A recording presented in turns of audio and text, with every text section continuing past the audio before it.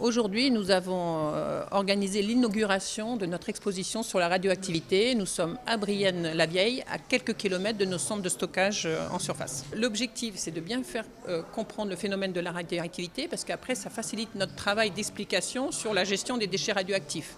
Effectivement, ça nous paraît difficile de comprendre les tenants et aboutissants de la gestion des déchets radioactifs sans avoir quelques notions de base sur la radioactivité. La première question à laquelle nous répondons, c'est sur l'origine de la radioactivité qui au départ est naturelle. C'est un phénomène au départ naturel. Alors bien sûr, les hommes ont aussi réussi à la créer de manière artificielle pour d'autres usages, mais c'était important de rappeler ça. Deuxième sujet que nous traitons, c'est bien sûr les risques de la radioactivité, puisque c'est une énergie qui peut être dangereuse.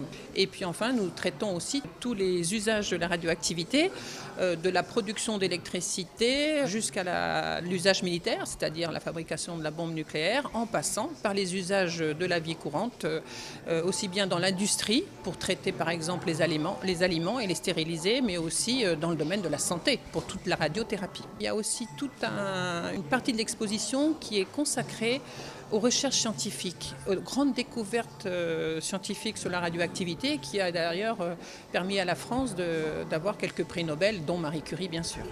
C'est une exposition que nous inaugurons ici à Brienne-la-Vieille, mais nous allons la faire tourner. Dans 2 mois, elle partira en Meuse-Haute-Marne, près de notre laboratoire de recherche pour les déchets de haute activité. Et puis, elle continuera son parcours en Champagne-Ardenne, en Lorraine, et j'espère bien qu'elle ira à Paris.